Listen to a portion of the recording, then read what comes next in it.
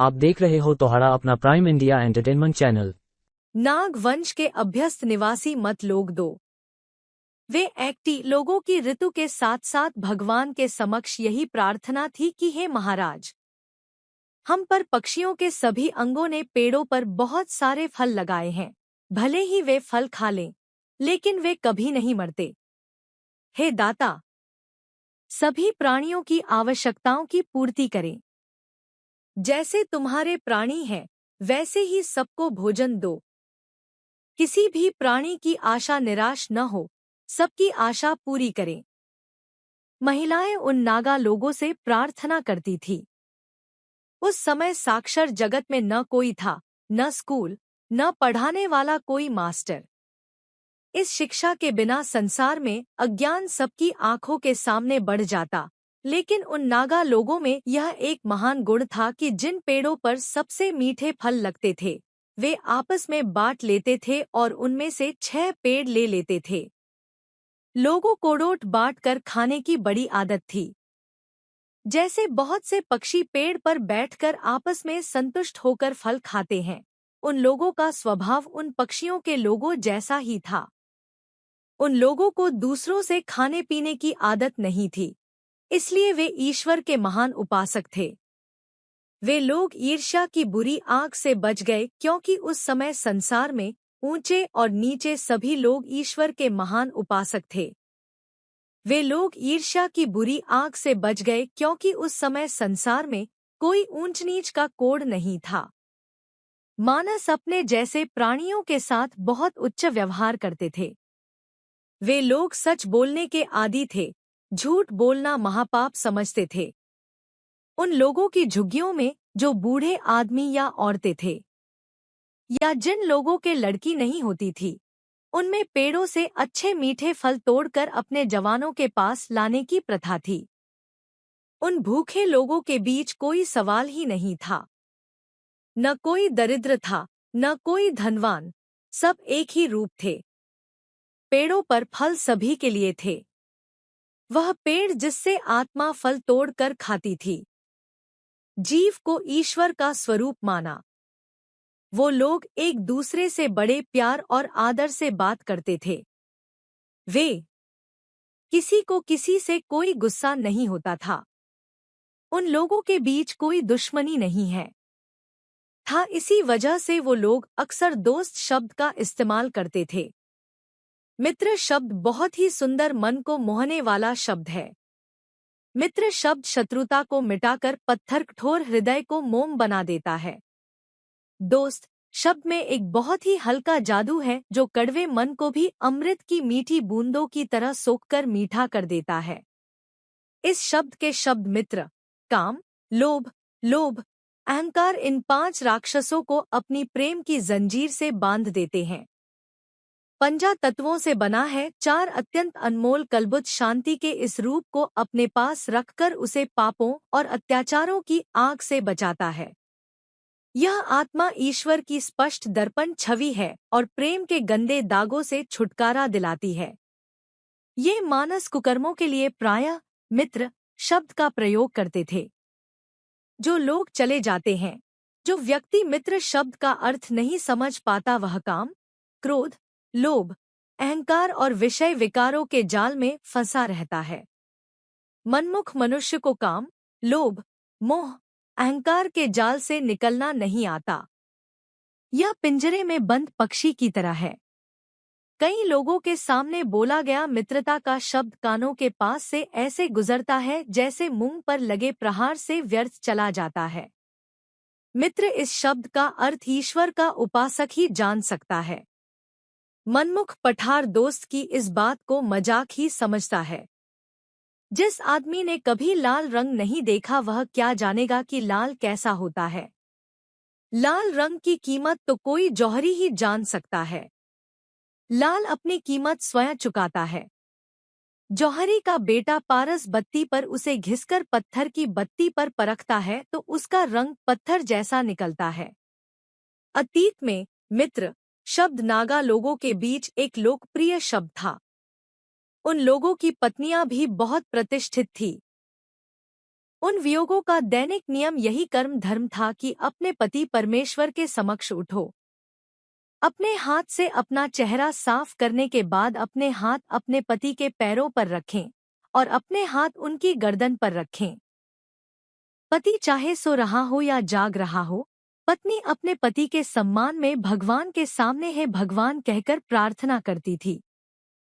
मेरे पति दीर्घायु हों, मेरा हृदय मेरे पति के चरणों में लगा रहे।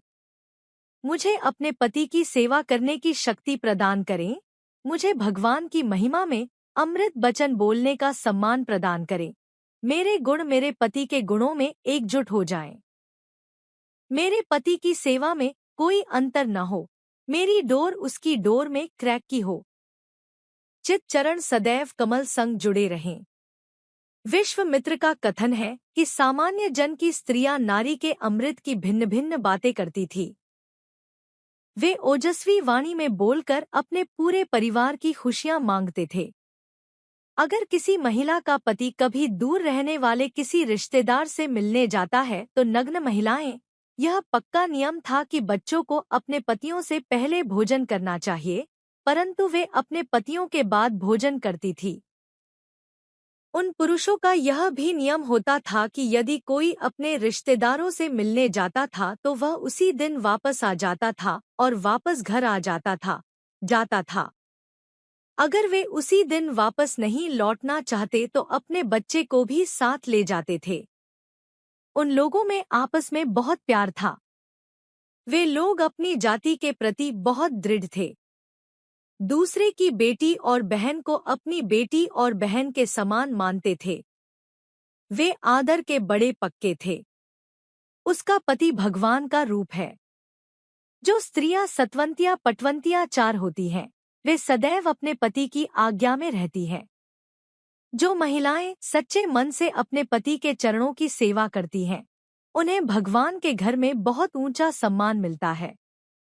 जो स्त्री अपने पति या सास-ससुर की सच्चे मन से सेवा नहीं करती, उसे संत महंतों, ऋषि मुनियों के दर्शन करने या गुरुधामों में जाकर गुरबाणी सुनने से कोई फल नहीं मिलता, बल्कि यह महापाप है।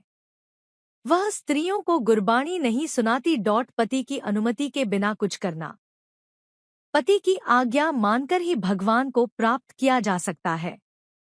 कड़वा तुम्मा भवन कई दिनों तक अमृत में डालकर गुरबाणी सुनता है, उस पर पापों का बोझ लाद दिया जाता है।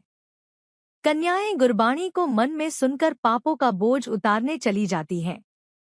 अगर नली अंदर से कड़वी हो तो उसे लाख तीर्थों पर ले जाकर मिट्टी से धो लें, लेकिन अंदर की कड़वाहट दूर नहीं होती। जब तक आत्मा के अंदर वासना, लोभ, मोह और अहंकार नहीं है, तब तक आत्मा अपने प्रभु से हमेशा अलग रहती है। उन कुटकियों के माध्यम से ही जीव प्रभु से पुनः मिल पाता है, अन्यथा वह बार बार 84 लाख जूनों के चक्कर में भटकता रहता है। केवल अच्छे कर्मों के कारण वाल्मीकि जी अपने दरबार में आने वाले भक्तों को उपदेश देते हैं कि भगवान वाल्मीकि उन स्त्रियों की सेवा करते हैं जो अपने पति या सास-ससुर की सेवा छोड़कर मेरे दरबार में आती हैं और गुरबाणी सुनती हैं। सचखंड में स्वीकार नहीं किया जाएगा। जिस स्त्री ने उन स्त्रियों की सेवा की है, वह व्यर्थ ही चली जाएगी, जैसे झूठा पति चला जाता है। यदि आप गुरु के घर सेवा करने जाना चाहती हैं, तो पहले अपने पति से अनुमति लें। यदि पति प्रसन्न होकर अनुमति दे दे, तो सेवा सफल होगी। यदि कोई अनुमति लेने के लिए जिद करता है, तो सेवा सफल होगी, कोई फल नहीं होगा। भारद्वाज जी ने कहा है कि भगवान वाल्मीकि जी का सभी स्त्रियों के लिए यही आदेश है, पति की आज्ञा के बिना कोई कार्य न करें, आपकी सेवा सफल होगी। इजाजत के बाहर जाने से सारी उम्मीदें अधूरी रह जाएंगी। उसका पति भगवान का रूप होता है। यदि कोई स्त्री अपने ससुराल वालों और अपने पति की पूरे मन से सेवा करती है, सभी मंदिरों, सभी तीर्थों, सभी गुरुबाणी साधु संतों के दर्शन करती है, तो उनकी सेवा से इतना फल प्राप्त किया जा सकता है। ससुराल वाले और पति। करतार जी बताते हैं कि मंदिरों में जाने और कीर्तन सुनने का फल एक काली महिला के लिए फलदायी होगा यदि उसका दिल भीतर से साफ हो और वह ममता के बुरे दागों से क्षण भर के लिए बच जाए। किसी के बारे में चुगली न करें। वह चुपचाप बैठी रही और एक मन से गुरबाणी सुनती रही। अपना मन साधु संतों की सेवा में लगाएं। अपने मन में किसी भी प्रकार का आदर भाव न रखें। मन को अत्यंत नम्रतापूर्वक रखकर गुरबाणी सुनना फलदायी रहेगा। विश्वामित्र जी कहते हैं कि भगवान वाल्मीकि जी नारी को महान सेवा में गिनते हैं। स्त्री को अपने पति के साथ जाकर गुरबाणी सुननी चाहिए अथवा साधु संतों तथा भक्तों की सेवा करनी चाहिए। घर की जान उसके पास होनी चाहिए। मन की चिड़िया बहुत चालाक होती है। इसने बड़े बड़े ऋषि मुनियों को धोखा दिया है, यहाँ तक कि इंद्र जैसे देवताओं को भी इसने धोखा दिया है। अपने मन को शुद्ध रखने के लिए महिला को अपने पति या सास के साथ गुरबानी सुननी चाहिए। यह मन इतना चंचल है कि जाता तो स्वर्ग के रास्ते है लेकिन जाता नरक के रास्ते पर है। इस चंचल मन को दिव्य ज्ञान के स्पर्श की आवश्यकता है ताकि वह अपनी पूर्ण पवित्रता में जी सके। मन कभी कभी नाम की कसौटी पर चढ़ जाता है और पेड़ के पत्ते की तरह गिर जाता है। पति की सेवा करने से बड़ी भक्ति प्राप्त होती है। जो स्त्री अपने पति की आज्ञाकारी नहीं होती, उस स्त्री को अनेक पाप लगते हैं। सद्गुरु ज्ञान नाथ जी कहते हैं कि श्लोक, जो नारी नर को ना माने वह भगवान को नहीं जानता। जो नरनारी का गुण गाता है, इसलिए महिलाओं को दरगाह में होना चाहिए। पट्टी बारता सोई।